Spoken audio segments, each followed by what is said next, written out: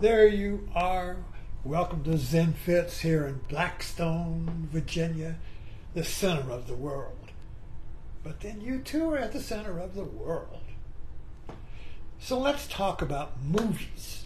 The title of this talk is The Zen of Movies. Now I talk about Zen a lot, but I'm not a Zen Buddhist. I've never been to a Zen center. I've never seen a Zen master, personally. I've studied under them through books and talks, but I'm not a Zen Buddhist. I'm not a Buddhist. I don't have any labels. If I find a label, I got some goo gone and I squirt it on there and the label falls off. So I have no labels. But I love movies because movies are my Zen. Now, oh shit, I gotta put my thing. See, I almost forgot that. Found it just in time. I'm keeping dementia at bay. I forget more, but I remember faster.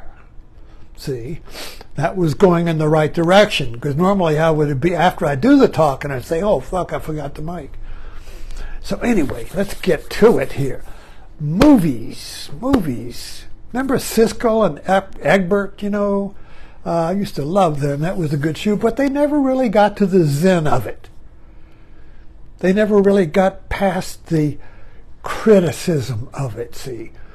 The movie, for me, good movies, not the superficial ones, not the shallow ones, but the deep ones, the ones that don't have any bottom. I remember going to Florida back in the 50s when you went to the big Florida attractions with the alligator farm or Silver Springs. Be road signs. Go to Silver Springs, the glass bottom boat. See, Florida was like a Disneyland before it's Disneyland. The glass bottom boats were a great metaphor. I see metaphors. The glass bottom boat was a boat with a glass bottom, and you went out in the boat and you saw through, and of course the water was clear, so you saw 100 feet down where these big catfish were. You could see the bottom was just as clear as day. Crystal Springs, the glass bottom boat. Well, a movie is a glass bottom boat. Shallow movies have a bottom. And in a movie, whenever you say, oh, I know what this means, you just put a bottom on the boat. If you stop from putting a bottom on the boat and stay open with the movie, stay curious with the movie, stay embedded in the movie, the bottom becomes glass, and you see deeper and deeper and deeper into the movie. There's no end to it. It keeps going off in you. A good movie keeps going off in me as a metaphor. I keep using it to point. I keep using a movie that is a metaphor that has no bottom as a pointer. And I will say, it's like that movie, because we saw the movie, so there's a common reference. If you didn't see the movie, you say, oh, well, I think I better see that. Sounds interesting. But if you see it, we have a common reference, a metaphorical reference that we can use to point beyond the movie, to point to you. All movies point to you. You go to the movie and you see the movie over there on the screen, but what's missing is you. So in order to see a movie, you have to suspend your critical mind, which is you, the feeling, the knowledge of who I am, my character. I have to suspend my character, my personality, my me, in order to inhabit the movie and enjoy it. If I can't do that, I'm not going to enjoy the movie. I'll be saying, oh, this movie's crap. I want to get out. Or if somebody next to you pokes you, hey buddy, you got some popcorn or something, you say, get away, stop talking. Because they are snapping you out of the movie. When somebody talks, they split the mind and they put you back in your character your everyday mind, and take you out of the movie, which is very nice because you have suspended this bitching mind. You have suspended your comparing, complaining, discerning mind that is the engine of our personality, our character. You see, because the personality character, the little me, exists because it is constantly living in a world of likes and dislikes. Oh, I like that. I don't like that. And so we want to get more likes instead of dislikes. But we're always dividing. We're always criticizing. We're always complaining. We're always splitting the atom, so to speak. We can't arrive at the one. We can't arrive at the one because the mind splits it. It's the metaphorical atom. Remember back, and I remember, I don't know, 87, but I remember when the atom wasn't split. Oh, the atom, the Greeks thought of, well, there must be one, so what is the one? So they imagined an atom. You can't split the atom. The atom is the one. Or now in quantum, it's the God particle. Get to the God particle, it can't be split. That's the one, you see. That's the one before the second. Whenever we find the critical mind, the discerning mind, whenever it finds the one, well, somebody splits it, and now it's two. See here? Whenever you find the one, I'm going to keep bringing this up.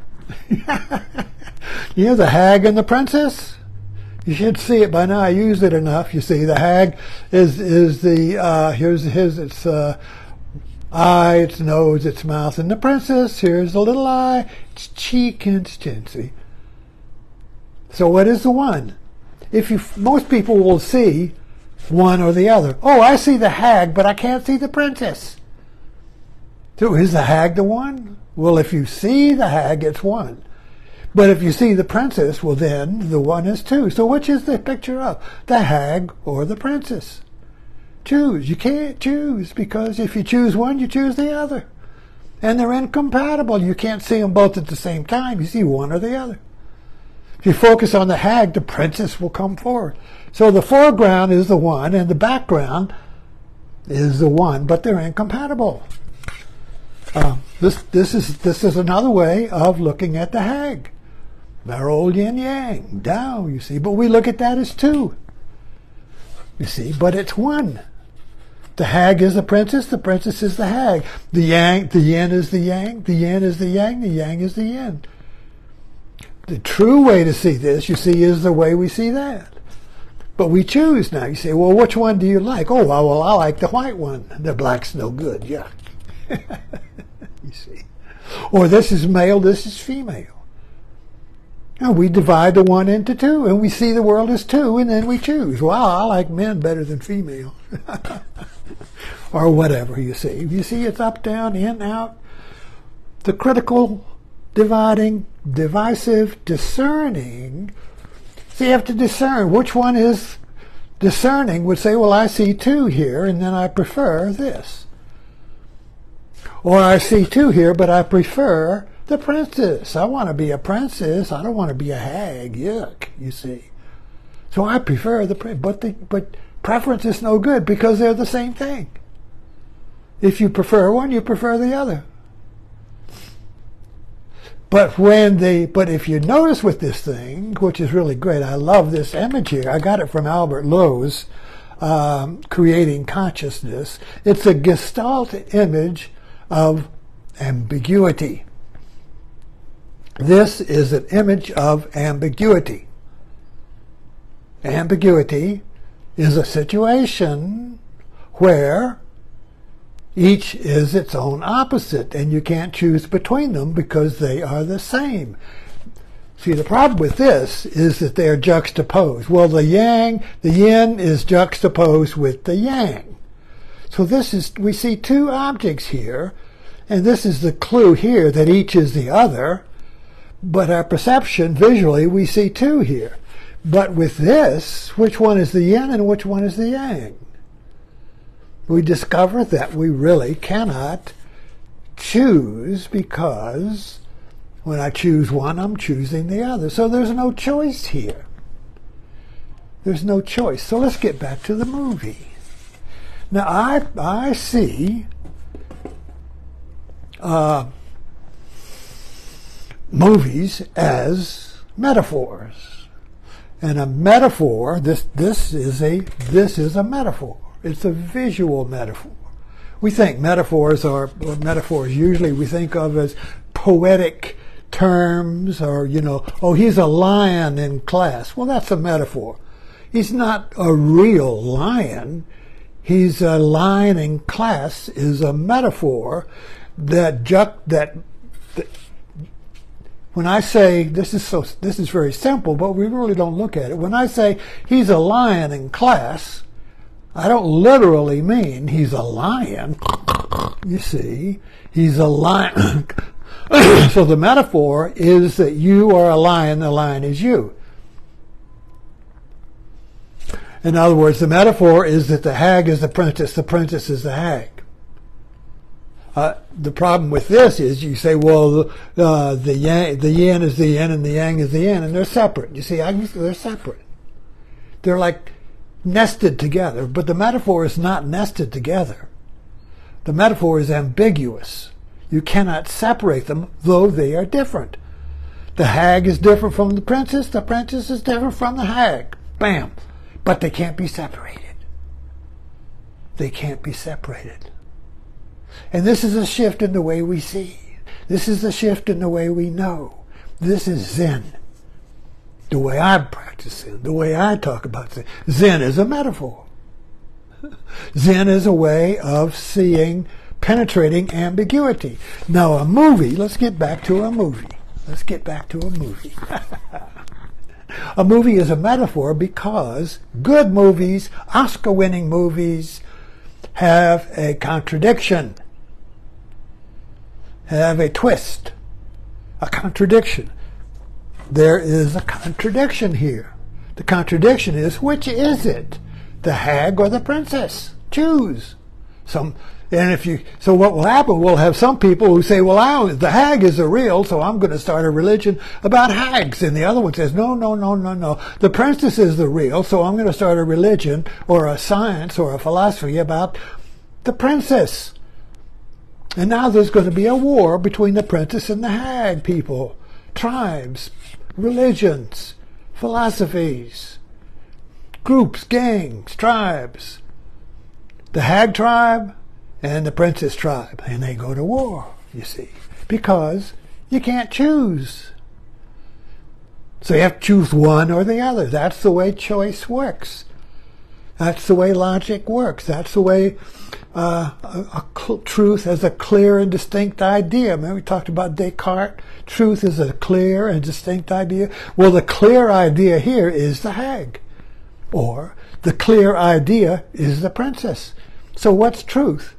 The hag or the princess? You can't choose. It's ambiguous. It's a movie. It's Zen. It's a Zen koan. All the Zen koans are metaphors in words as a drama. So a Zen koan is a drama between a monk and a master in a situation which, like the two are walking, So the monk and the master are walking by a barnyard, and the monk says they sees two roosters or cocks fighting, and he says, "Master, why do they fight?" And the master says, "It's because of you." Now, what's the contradiction there? You can see it. You can visualize it. You can inhabit. You can suspend your critical mind. You can suspend your discerning mind, which says, well, which is it? It's this or that. Because in the koan, there is no this or that. The contradiction is, what is the cause of the cocks fighting? And the master says, you. And you say, what? I'm not causing those cocks fighting. So there's a contradiction. The contradiction is, what is the cause of the cocks fighting? Is it the cocks? Is it Darwin? Is it putting, what is the physical cause? And then science will go in and say, well, it's in their nature, or yada, yada, yada, all cocks fight, or they'll find some cause. But when the master says, you are the cause, what the fuck? You see, that is a contradiction. So you either just leave it and say, oh, this Zen is a bunch of shit. Or that was another cone, you see. The monk asked Uman, what is Buddha? I've been searching for Buddha. Oh, I don't understand. What's Buddha? I come to you, Master. Been seeking all my life. I've been reading all these studies, all these sutras, and I still don't understand what Buddha is. Please, please, put my mind to rest. What is Buddha? And Uman says, a shit stick.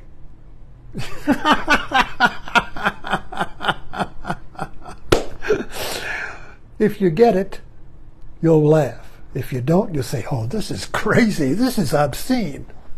Buddha's not a shit stick. Why do the cocks fight?